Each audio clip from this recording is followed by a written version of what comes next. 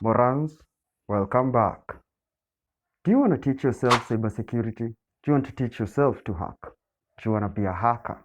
Well, 50% at least of people who work in cybersecurity are actually self-taught.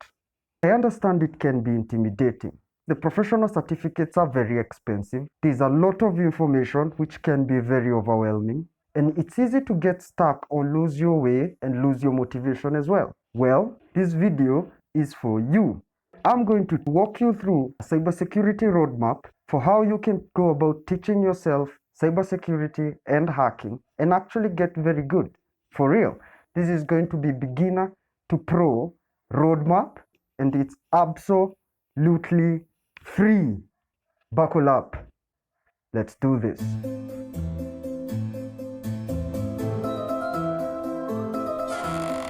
The first step, fundamentals of the internet.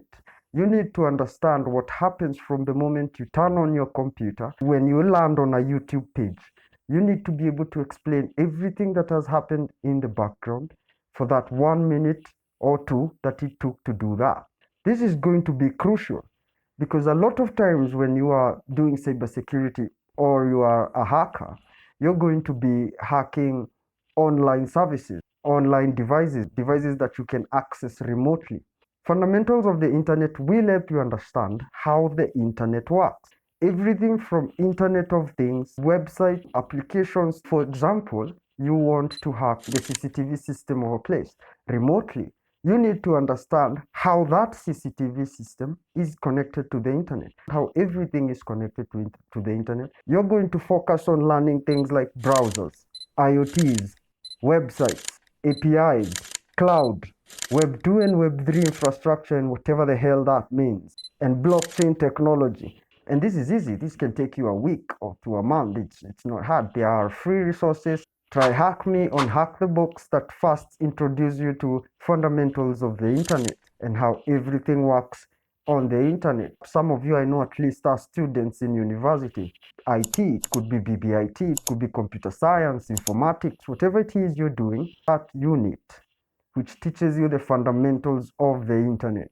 It's going to form the foundation of a lot of things you'll be doing in cybersecurity and as a hacker. Let's move on to number 2, networking. It is in networking where you're going to learn things like virtualization, OSI, ports, water sockets, IP addresses. Networking and virtualization is also going to make sure you understand and be able to use fundamental tools as a cybersecurity professional or as a hacker. Some of these tools are Wireshark, Ethercap, Betacap, Kismet. You will be protecting networks a lot. And if you're not on the protecting, say you're a red team, you will find yourself attacking a lot of networks. You need to understand how networks work. Networks are also the thing that's going to allow you to propagate laterally through a network that you have already compromised. You've gotten initial access, but it's not admin. You need admin, which means you have to propagate through the network laterally until you get to the actual target that you want in the network. If you do not have networking skills, all this is going to be Greek, absolute gibberish. You need to understand networking. Free courses on that. Try Hack Me, Hack the Box. If you just Google free networking course, there are so many. If you happen to be a student in university, I can promise you your university offers Cisco CCNA networking labs probably for free. There's also Huawei that also offers these courses for free in universities and colleges. If you happen to be there, you can take them. If you don't, you can go to their platform, which they teach these things and they have course material, and you can just learn about them. Cisco, I believe, is called NetAcad. That's where you're going to learn CCNA networking and all of that. And this is going to be important, especially because you're going to be protecting networks. You need to understand what are IPs, what are subnets, some mitigations from attacks, such as segmenting networks and all about network access and whatnot. You're also going to learn packets and analysis, network analysis, which allows you to analyze a network with tools like Wireshark and Betacap to see what everyone else is doing, monitor any malicious activity. Networking is also what's going to teach you protocols, SSH, HTTPS, and DNS, and what is all that? It's that puzzle piece that perfectly fits to the first step we said, fundamentals of the internet. It's also going to allow you to even understand to use much more complicated but fundamental tools for cybersecurity professionals such as Postman and Bapsuit. The third step, which is very crucial, please understand Linux. Make yourself comfortable with the terminal. I know the terminal is intimidating to a lot of people. Make yourself comfortable with command line. A lot of tools you're going to be using in cybersecurity, and the biggest and the most popular of them, most of them are exclusively on Linux. And you're going to need to be able to use Linux to be able to do this. It's also that the main operating system used in cybersecurity and by hackers is actually Kali Linux and PARROT operating system. These are all variations of the Linux system. You are advised, if you're going to do these things, to do them predominantly on Linux. Which brings us to the fourth point, simple programming. Now I know this is the point in the video where most of you are going to run away.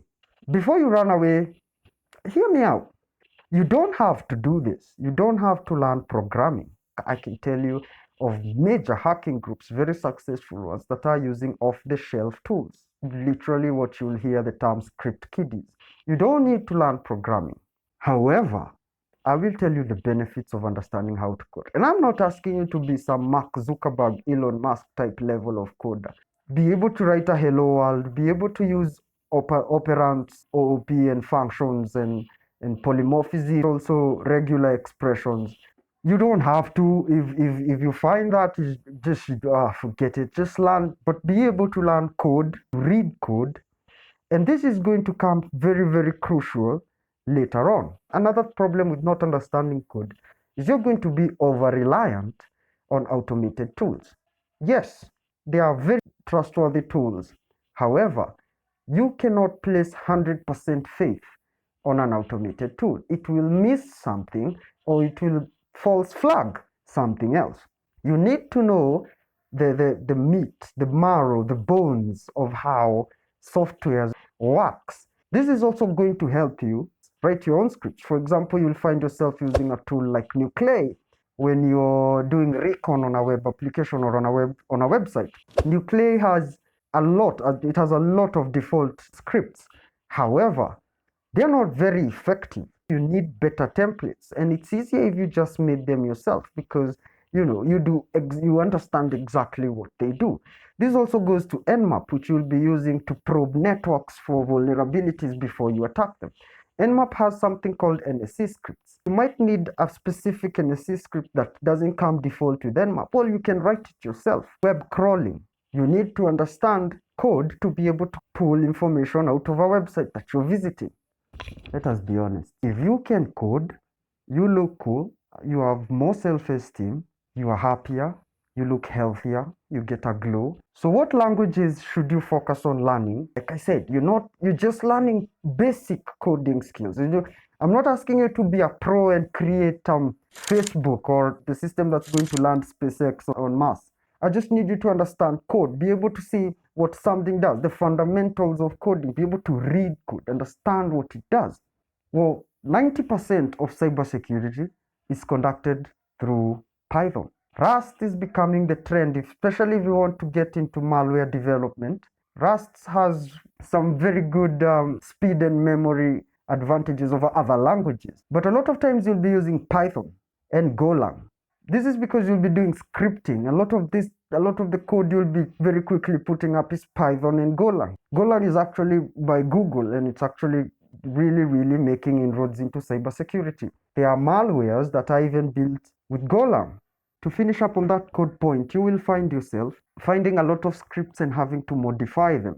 Now, if you don't understand code and how code is written and what it does, you will never, ever, ever be able to modify a script. You want a reverse shell, for example, and I make you a reverse shell. You won't be able to get into that reverse shell code and write the IP address in which the system should call back to. Downloading scripts that do certain things, reverse shells, web crawling, and whatever, but you have to change certain aspects of the code. If you do not understand code, you might not be able to do that. It also limits you from getting into reverse engineering. I know all of you have some cracked software on that PC. I know. That FIFA, that Grand Theft that is on your PC. Torrent? I think so, yeah. But how do you think RG Mechanics and Skid Row are able to do this? Well, for you to reverse engineer and bypass software registration, you need to understand code. You need to understand code and how code works and whatever. So let's move on to the fifth and the most exciting step.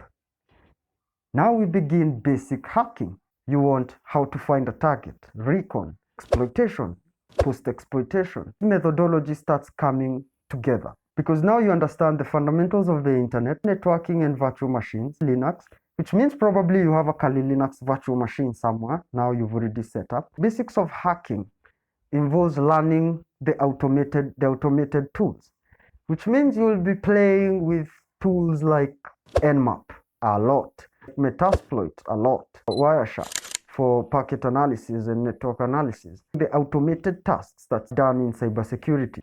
This is the step which gets you to script kidding. Now you need to practice and hack. Move out of that stage of using automated tools to a point where now you're writing your own scripts. Register on Try Hack Me, register on Hack the Box, start those labs. Those labs allow you to practice hacking. They simulate the actual real-world environment. So if you want to know how to hack a car, how to hack a website, how to do all of these things, you can go to Try Hack Me and there's a module or a room that allows you to try that. These are called CTFs, Capture the Flag Challenges. And they teach you how to go about compromising a target and doing post-exploitation, which means compromising means gaining initial access, and post-exploitation means now what do you do with that initial access? Do you do data exfiltration, encrypt all their data as ransomware? It doesn't matter what it is. You've done it after you've exploited. You're going to go to Try Hack Me, Hack the Box. They're free labs. They're absolutely free. You can register. I can promise you every hacker, every cybersecurity professional now has been to Try Hack Me or Hack the Box. This is where there are labs. Hundreds, they could be thousands, I don't even know. There are hundreds of labs. You can do a different lab every day, the whole year. That's how many labs there are. And that's just in Hack the Box. There's also Try Hack Me, which has about even more. This is also where you join CTFs. You join communities on Twitter and you're doing CTFs. Capture the Flag challenges are when someone puts a system and asks hackers to try and get into it to retrieve flags, to show how far they've gone into penetrating the system. Some that you can download and install locally on your machine, some that are hosted online, which brings me to my second sub point on this, labs. But some of them are timed, some of them can be behind a paywall. Well, what do you do then? This is supposed to teach you to get free. You don't want to pay any money. Well, you can go to PortSwigger, you can find even Vulnhub, and you download a vulnerable machine, a vulnerable system. You can download it and install it locally. Okay? You can use virtualization, which you learned in networking. You can learn Docker, which you learned in Linux and networking as well. You can do that and set up a local home lab, 127.0.0.1, and you can practice your skills on that system without really getting into trouble with anyone. You can really work with CTFs will really help you practice the things, the technical hacking tools and hacking skills that you need. And you just have to do it over and over and over again. I can promise you, if you do it every day for about 3-4 hours, in about 2-3 months, you're actually quite conversant with the game. You quite understand the game quite well. Another one is API-Sec University. You remember in Fundamentals of the Internet, we were introduced to APIs. In networking, we were also shown how APIs may work or something. Well, now you need to compromise an API. And how do you learn that? Well, the easiest way and the free way and the best way is to go to API-Sec University. They go courses, it's self-paced, so you can take your time and just practice and learn everything. The level you've reached now is about practice, is about repetition, redundancy. Just do it over and over and over again. You want to know how to compromise an Android phone. Well, now is the time to set up an Android phone on your machine. Compromise it. Why don't you try with your phone? compromise it. Find a phone, find your friend's phone, ask for it. Hey, can I try this thing on it? Yeah, compromise that Android phone. Now you have compromised 3 Android phones, and now you kind of understand what comes about or goes with compromising an Android phone. What access do you get and how to get that better? It's now all about practice, practice, practice. And that's what I'm saying. In practice, there are 2 fundamental pillars of practice: CTFs, which are capture the flags, and your home lab, which you've built on virtualization. It could be VMware, it could be VirtualBox, whichever you choose. The 6th step is forensics. I'm going to make it very simple. Not going to use, you can simply Google what forensics are, but I'm going to say forensics is your ability to catch a hacker, or your ability to not get caught as a hacker. That's how I describe forensics in cybersecurity. They are more elaborate. You can ask John Hammond and Bright Gameli. They probably have a paragraph of English words to describe it. But basically, forensics is your ability to catch a hacker and your ability to not get caught as a hacker. This will require investigation skills, but also things that it asked you before to learn. Some of these are network analysis, be able to identify a threat actor in your network. This is where you start going a step further to things like IDS, intrusion detection system, and things like CM. The best known is Splunk. There's also Exabeam and whatever. What these things do, they allow you to triage, investigate an incident, a cyber incident, and get to the bottom of it. You know what are honeypots now, and you can set them up and you can grab some hackers and start seeing what they are doing. But you also can tell what a honeypot is because you've built one in your home lab. And that's the other thing, is now is the time to replicate as much as you can in your own home lab. If you build a honeypot, you actually get to see how hackers behave when they try to compromise you through that honeypot. But also you understand what is a honeypot, and you know how when you're trying to compromise a target, you might be playing with a honeypot and how to avoid them and how to also identify them in the first place. Then we're going to go even further and now times 5 our skill with something called reverse engineering. Now, reverse engineering is probably that OP level, that really, really up there level, because here you'll be dealing with things like assembly. The machine doesn't understand the code you've written. Aha! You've heard me mention code again. You remember when I told you it would really help if you learned how to code. Code is normally transformed to machine language. You're going to be doing reverse engineering software, APKs, malware. We have found a lot of malicious activity hidden inside legitimate applications, legitimate softwares, legitimate Android apps. And the only reason we've been able to do that is reverse engineering. This is also the step where you're going to understand anonymity online. You're going to understand exactly big tech, who's watching, why they're watching, what are they looking for, how can you avoid it, using Tor, using VPN, using Tor over VPN, using Tails OS because it uses Tor and using a VPN on top of it. Go full Snowden. And now you shouldn't be caught. But best of all is you can catch another hacker. And that's good. So those are the 6 stages, the 6 steps to getting yourself from a beginner to a pro hacker. This can happen, I don't know, in a year at least. If you're a genius, you might do it it could take you to about 6-7 months for you to be quite comfortable, not proficient, but quite comfortable. Continue learning and practicing more. Number 1, fundamentals of the internet.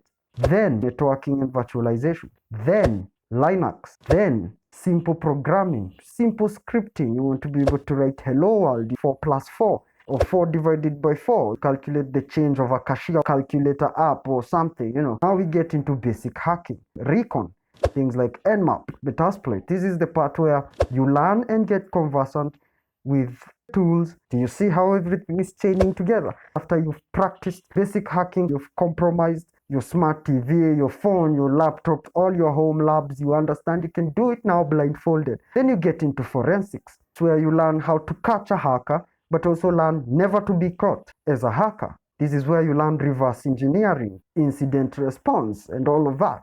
And if you follow these steps, step by step, using the free platforms which I showed you, APISec University, TryHackMe, Podswigger, Hack the Box, Integrity, you can literally go from beginner to pro hacker, cybersecurity or SOC analyst. You're going to have a lot of weight, gravitas in the industry.